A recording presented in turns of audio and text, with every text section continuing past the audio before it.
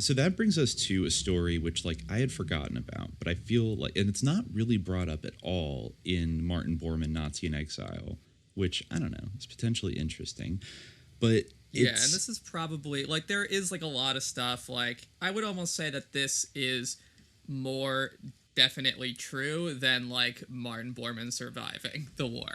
This, to me, seems, like, pretty plausible. Like, just looking into it separately. Like, I think that even Hitler's, like, nephew, the son of, like, Aloysius Hitler or something, pretty much said, like, yeah, we all knew, you know, about this stuff. You just heard a second ago that Bormann's wife had studied at the feet of Julius Streicher, who, you know, was an enthusiastic Nazi who had been tried before for sadism and rape. And wouldn't you know that he is not the only sick, sadistic sex pervert in the Nazi leadership? It turns out the Fuhrer himself had a pretty bad scandal in 1931, and the person who was there, well, there was two people there that helped him clean it up, and one of them was Martin Bormann. But I'll just read the beginning of chapter 4 here, because I don't know, when they lay it out, it's amazing this doesn't get brought up, like, much more often. And I think it's actually material to, like, Hitler's, if true, I feel like it's an important part of Hitler's psychology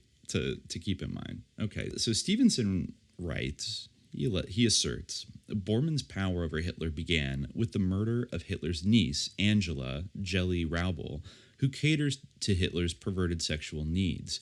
She was still in her teens when her uncle first lay on his back and required her to crouch naked over his face and urinate on him. This activity spread into other forms of obscenity until the girl protested to friends, quote, "He's a monster. Nobody can imagine the things he wants me to do." Drawings made by Hitler showed Jelly, quote, in positions and in detail which would not be allowed by a professional model, according to Ernst Hunstagel, the future foreign press chief. These drawings got into the hands of a Munich dealer who sold them to Bormann for money drawn from the Nazi Party funds under Bormann's control. On the evening of September 18th, 1931, the noise of the Bavarian capital's Oktoberfest drowned a gunshot in the luxury apartment on Munich's Prinzregenplatz, where Jelly lived on funds paid out of Nazi coffers by Bormann, who was already Hitler's personal paymaster. Among the investigators called to the spot was, who else? Heinrich Gestapo Mueller, then on the local detective squad. Mueller paid the minimum regular contribution to one of Bormann's devices for raising money, but he was otherwise unwilling in those days to stick out his neck for the Nazis. He was ambitious, however, quote, bent on recognition from his superiors under any system, to quote from the political appreciation of senior criminal inspector Heinrich Mueller in the Munich Upper Bavarian Gau files of the period. Mueller found the girl lying dead beside what turned out to be Hitler's revolver. Her naked body was bruised and her nose had been broken. What happened next has been described by Gerhard Rossbach. He told me in his Hamburg home 35 years later that Bormann arrived at an understanding with Mueller, which resulted in the girl's body being shipped back to Vienna in a sealed lead coffin without further questions. Rossbach, who was a Nazi intelligence agent in France and Turkey during World War II, was known to Western intelligence as an old man with a considerable and reliable memory for detail. Until his death at the age of 74 in 1967, he was consulted regularly by the U.S. CIA and historians. His account of Jelly's murder tallies, in matters of detail, with the recollections of Dr. Otto Strasser, who, after having lost a power struggle with Hitler, found refuge in Canada until the war was over. Hunstagel, another one of the few men who knew Hitler and Jelly well in those days, agreed that the girl was pregnant at the time of the murder. Quote, she could have not been put in the family way by Hitler, said Strasser somewhat prudishly. He was not capable of normal intercourse. Jelly was regarded as an oversexed and foolish girl who talked too much. She told Brigitte Hitler, the wife of Adolf's half-brother Alois, that she was pregnant by a Jewish artist whom she wanted to marry, and apparently made the same statement to Hitler in a moment of alcoholic indiscretion during that Oktoberfest mood of mass hysteria. On the night of the murder, she seems to have told Hitler that she wanted to get away from him and return to Vienna. There must have been a fearsome quarrel because the contents of the apartment were scattered and broken. The news that his mistress had enjoyed normal sexual relations with a Jew undoubtedly struck at every vulnerable point in Hitler's makeup. He was a man easily made to feel sexually humiliated because of his own genital deformity. He lacked a left testicle, a condition known as monorchism, which led to feelings of inadequacy and those self-punishing encounters with women that characterize his sex life. He had also at this time chosen, as a major theme of the speeches that were winning him such ovations, the subhuman and corrupting nature of the Jews. The purity of the Aryan blood had to be protected against the syphilitic rottenness of inferior races. He regarded Jewishness as a disease, and his obsession with syphilis had first become evident in Mein Kampf. His mistress may have been taunting him without fully understanding the danger she was in. She must have known his fear of impotence, which later imposed upon his physician, Dr. Theodore Morel, the necessity of adding pulverized bull's testicles to the regular pharmacopoeia of dexedrine, pervatin, cocaine, prosamine, ultraceptal, and anti-gas pills poured down the Fuhrer's gullet. She had certainly shared in bizarre scenes like those described by the actress Reinhard Mueller to her film director Zeitzler. She said, quote, I spent an evening at the Chancellery and expected to go to bed with him, according to Zeitzler's account given in Hollywood to OSS agents in 1941. We got undressed and then Hitler fell on the floor. He began screaming accusations against himself. He begged me to kick him. He made so much noise I did kick him, hoping he'd quiet down. The more I kicked, the more excited he became. Rain committed suicide soon after, and Zeitzler fled to the U.S., So jelly apparently caused Hitler to fly into one of the rages that filled his associates with fear and later led to those acts of insanity performed on his behalf by Bormann, an order to dispose of another 100,000 Jews, or a decision to fling whole armies into an obvious Russian trap at Stalingrad, or a request to bring the Duke of Windsor to chat about the monarchy. His career would have come to an abrupt halt if the case against him for the brutal killing of 24-year-old Jelly had gone to trial. Heinrich Mueller would not have risen to the dizzy height of Gestapo chief with the rank of general if he had not had the wit that night in September to scoop up the incriminating evidence in Jelly's flat, the letters which made it clear that she planned to leave Hitler and that she had been having passionate and normal affairs with men he regarded as inferior, including his own chauffeur and bodyguard, Ernst Maurice, his personal revolver, which was demonstrably the murder weapon, intimate notes exchanged with the young Jewish artist, a reference in her diary to Hitler's godfather, Prinz, quote, that Viennese Jew. Okay, and, they tack on something here that also I've heard before, but I didn't realize the intrigue went this deep. So they ask, was Hitler's godfather a Jew? The police dossier opened new avenues for speculation. Bormann took possession of all papers in the case, and after Inspector Mueller got his reward and became Gestapo chief, a series of special Gestapo reports on the family background revealed that Hitler's grandmother had been a servant in the household of Baron Rothschild, and that her illegitimate son, Alois, father of Adolf, was generally supposed to be the result of an alliance with one of the Jewish aristocracy. Certainly there was no disputing the fact that Alois chose a Jewish godfather for his own son. This information proved dangerous to those who came into possession of it without Hitler's approval. But Bormann himself looked into the matter, and Mueller produced the Gestapo investigative reports dated 1935, 38, 41, 42, and 43 on Hitler's family history. Just like the Mueller Report. Got to the bottom of it, right? Yeah, the original Mueller Report. Yeah, the original Mueller Report. So I guess it says that... nothing came of it. Nothing came of it, exactly. Our dear Daddy Mueller did the not German resistance catch him. was eagerly listening to their Mueller She Wrote podcast, and they're like, we got him this time. But the German liberals are just like, Yeah. we got him, guys. Yeah. So, I mean, they say Jelly may have known of Hitler's secret fears in this matter, and I guess he was one of their main confidants, and that after she died, Bormann inherited that perilous role, though if there were perils, there were also compensations. Bormann disposed of Jelly's corpse with crafty dispatch. She was declared a suicide in Munich. She was buried by a Catholic priest in Vienna. Suicide in consecrated ground are not usually compatible among Catholics, but Bormann probably stopped awkward questions with the same Nazi party funds with which he silenced Mueller and took over the police files. And... Bormann swept clean the area around Hitler's pedestal, or I guess in general. Bormann swept clean the area around Hitler's pedestal while preserving every scrap of dirt. Once the Munich police, through Mueller, had closed the records on Jelly's death, Mueller himself appeared to be in Bormann's pocket. All the subsequent investigations into Hitler's real family history, as opposed to the romanticized official version, were conducted by Mueller for Bormann. Most astonishing of all, Hitler's timid and hidden side, the second half of the split personality, knew about and secretly hungered after the Gestapo reports which followed the realization of his dreams, himself at the apex of the Third Reich and the Jews crushed beneath Germanic superiority.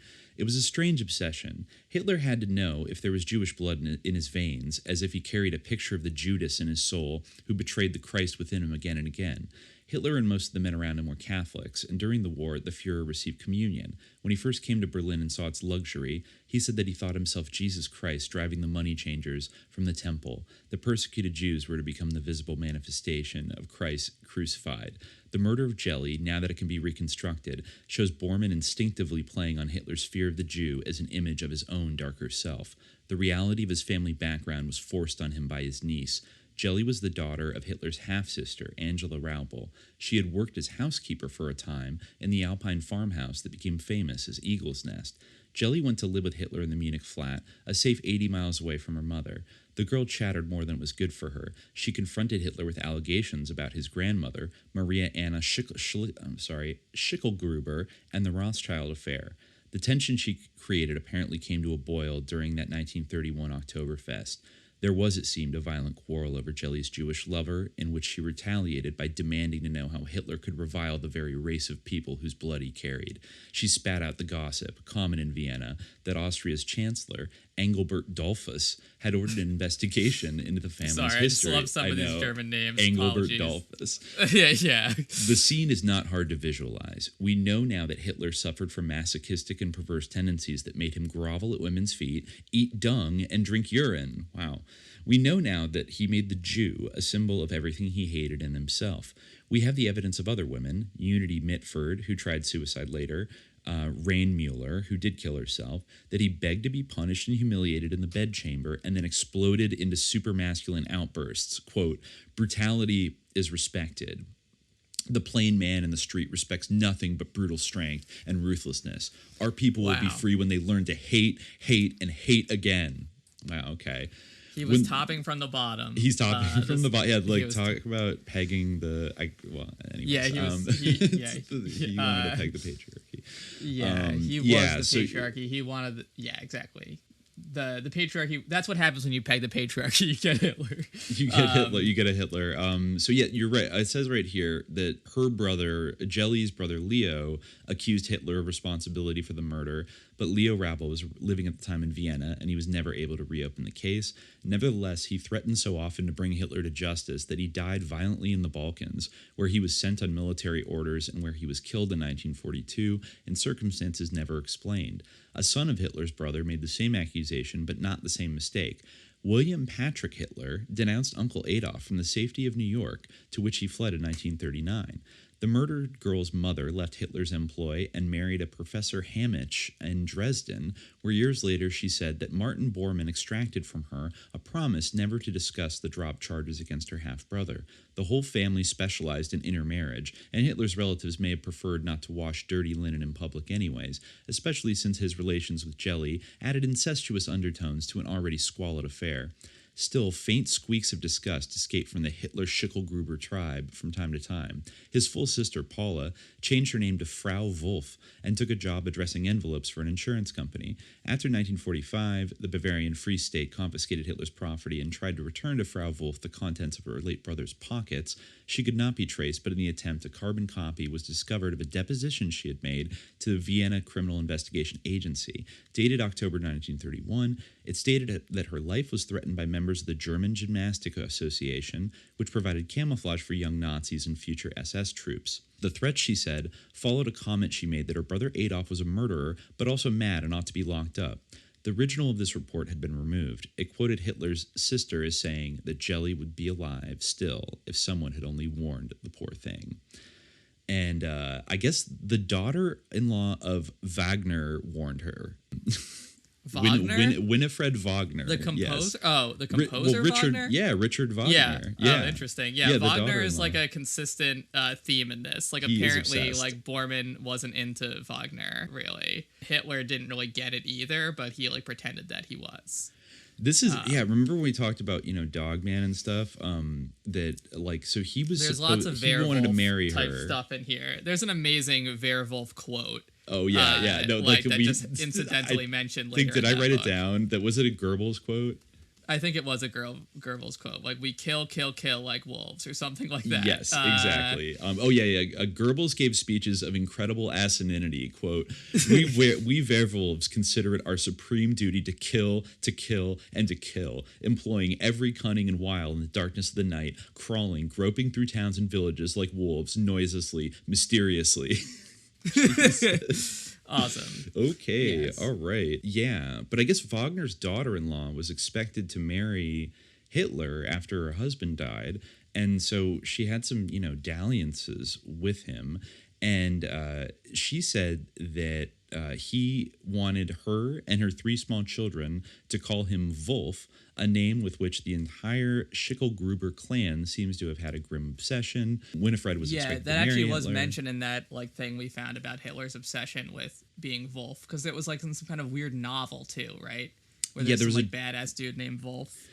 Yeah, exactly. Yeah. They were all very obsessed with literally, and there was a folkloric kind of tradition of wolves that it said the Vogelfrei legend that was kind of wrapped up that they sort of connected, which meant bird free, which was, I guess, derived from the medieval style courts of revenge, which declared that anyone found guilty became like a game bird during open season for hunters.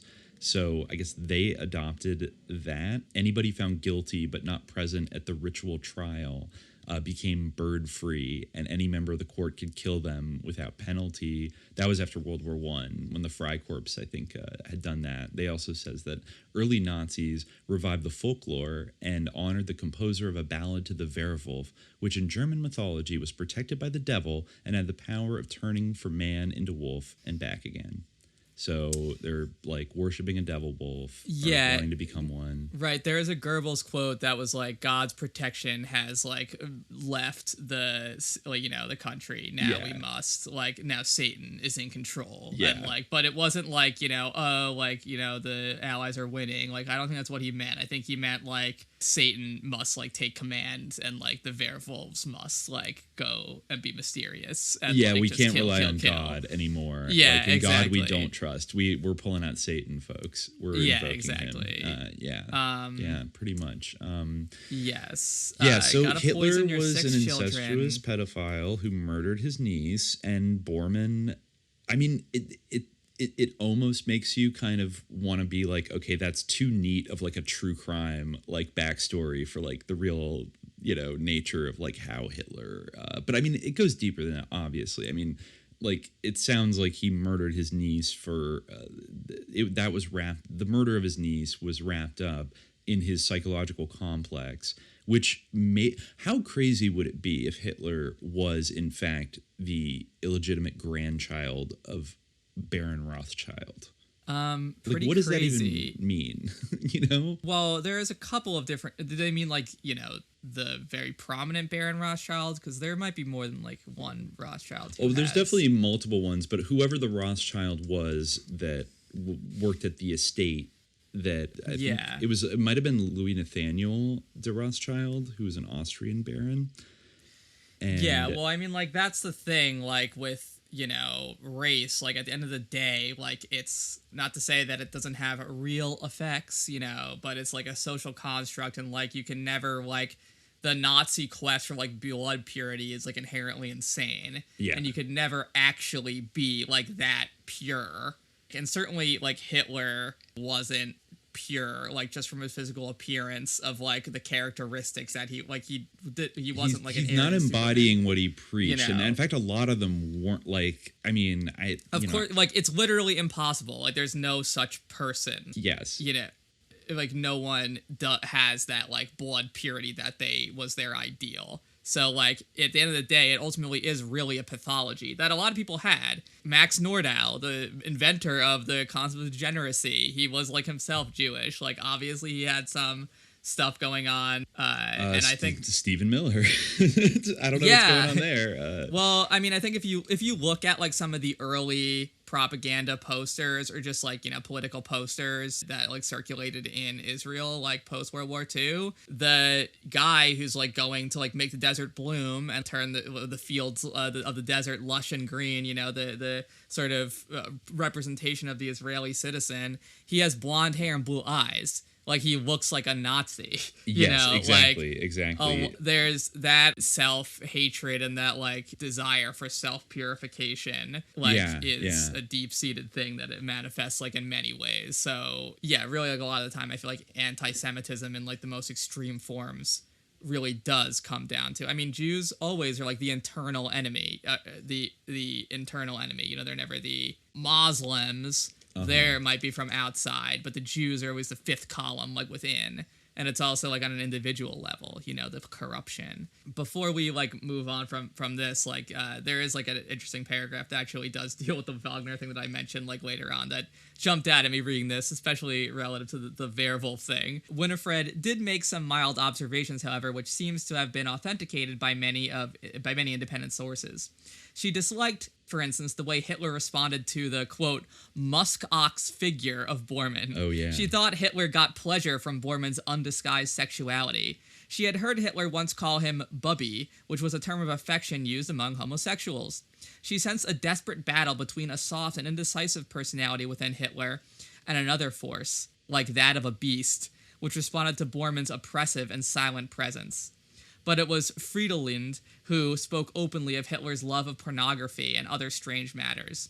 Winifred hey, look, if it's, that's fine. He needed to release his kink-shaming Hitler. Yeah. Pornography is not strange. It is natural. Anyway, Winifred contented herself with an occasional comment in letters to her family in England, suggesting that Bormann was at least open in his disregard for Wagnerian music, whereas Hitler tries very hard to comprehend, so hard that sometimes I could wish he were, with regard to his equal ignorance, more frank. So, he would be pretending to, like, get Wagner, but he wouldn't, and she wishes he was more like Bormann, who. Yeah, that is an interesting, also, like, the hint of almost a kind of homoerotic charge between Bormann and Hitler. Yeah. That is, I mean, I don't think Stevenson goes as far as just to, like, say that's definitely what was going on, but he definitely says that Bormann manipulated Hitler's kind of sexual frustrations and channeled them towards political ends. And, like, he realized that if the Fuhrer was satisfied sexually, he couldn't give out and give those wild performances at his rallies. Like, he needed to be as frustrated and, like, basically, like he was doing some kind of crazy edging thing with Hitler, where, like, he would, like, build up his sexual frustration and then unleash him on the crowd, right? Yeah. Or, just that Hitler was, like, very unstable mentally, and he would, like, push his buttons to, like, get it almost sounds like a guy, like a sinister, like, music industry manager, like, managing, like, a rock star and being like, all right, take your pill, like, here's your breakfast, like, take your pills. Like, he's Swan in the background. If he had any sexual satisfaction, according to Stevenson, then he was perceived to be less effective, like, as a speaker. So he needed to be, like, sexually tormented and, like, sexually frustrated and like, repressed in order to perform. Like, as, the, like, charismatic Führer. Yeah, and also, like achieve this kind of sexual connection, like, with the crowd that I think he compares literally to an orgy of, like, yeah, this enthusiasm. is another great quote from Hermann Rauschning, who, like, he was the person who wrote, like, Hitler Speaks, or, like, Conversations with Hitler, or whatever that book is called. And, like, people are, like, not sure if, like, those conversations are real or anything. So, I mean, this guy, like, ultimately was a Nazi, but he did break off from Hitler, I guess. He said that the whole atmosphere reeked of, quote, furtive, unnatural sexuality, wrote Hermann Rauschning, who later broke with Hitler. Surreptitious relationships, substitutes and symbols, false sentiments, and secret lusts. Nothing in Hitler's surroundings is natural. Nothing has the openness of natural instinct. That's funny. That's funny. With a guy who was so obsessed with, like, the natural race, like, whatever, like, the natural order of things. And just get, there's nothing new under the sun. How many examples of that are out there? True, and all these guys were like sexual freaks. This one other passage is good, talking about Bormann's, like the sexuality, the rallies that Bormann was orchestrating. Stevenson wrote, in speculating on how jelly might have redirected Hitler's spermal energies, we should not forget the state of mind then existing in millions of Germans. The vast stadiums were filled with crowds which came of their own volition. Hitler, according to his associates, spoke often of handling these crowds as though seducing a woman. The masses responded in a typically feminine way, he said, and they enjoyed what he was doing to them. They were not being raped. They were eager participants in orgies that happened to be on a scale larger than that familiar to a later generation in the form of mass gatherings of young people drugged in other ways. Interesting comparison there. The pimp who stood Didn't really aloof. pick up on that the first time through. I know, there you go.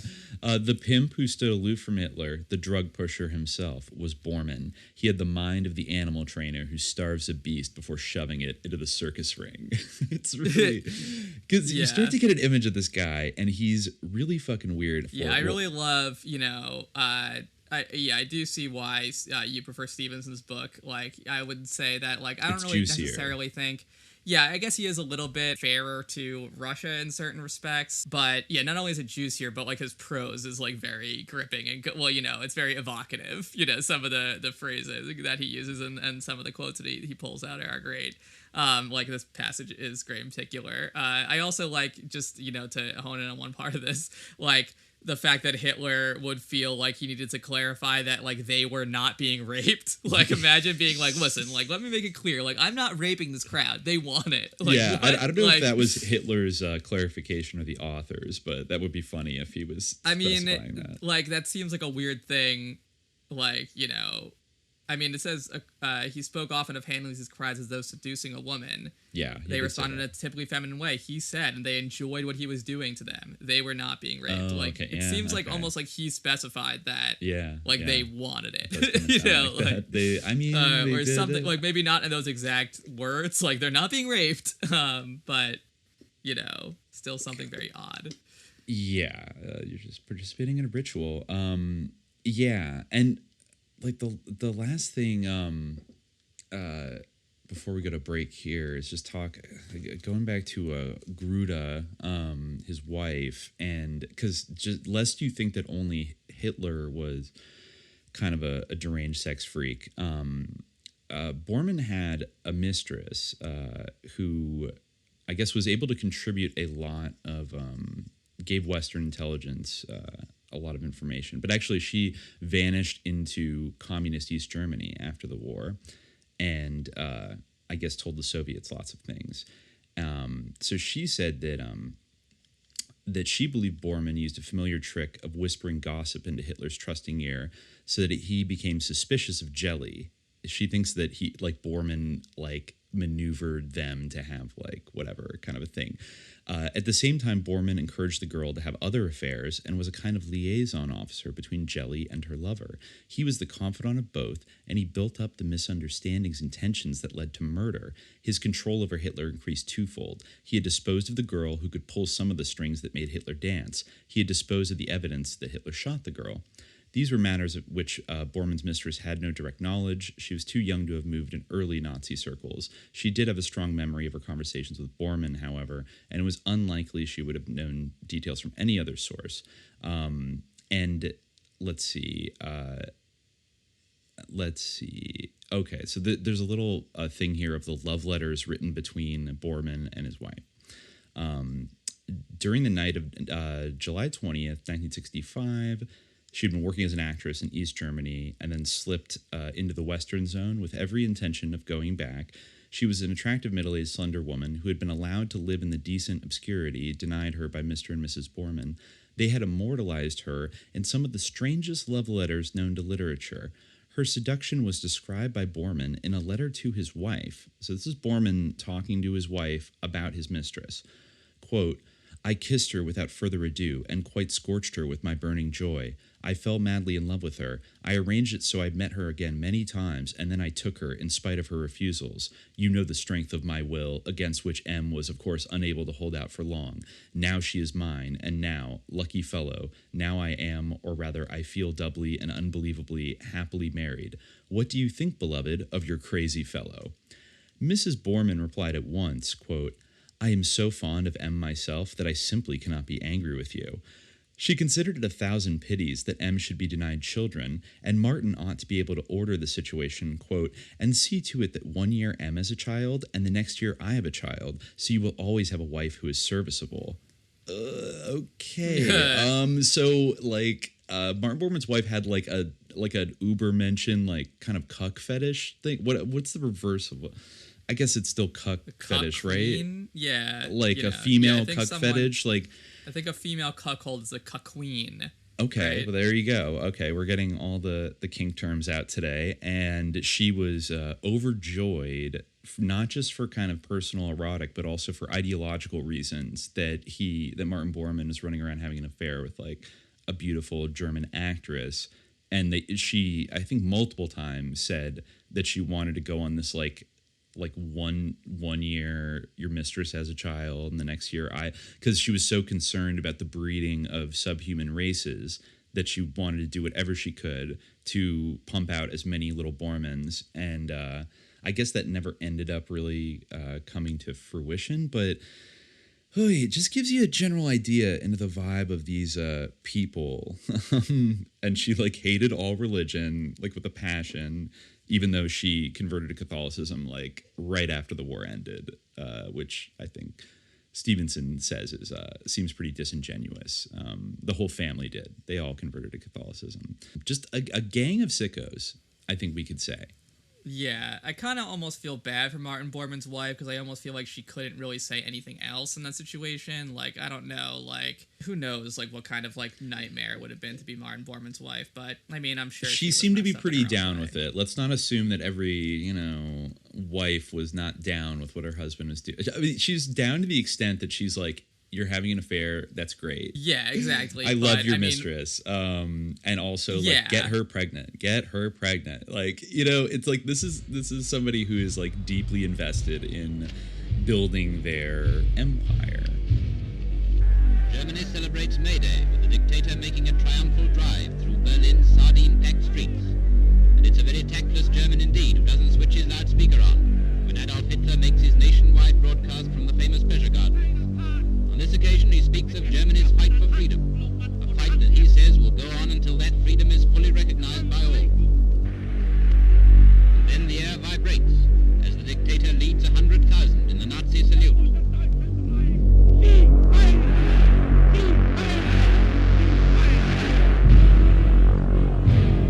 For access to the full-length episode, subscribe to the Hour of Frequency at patreon.com/subliminal jihad.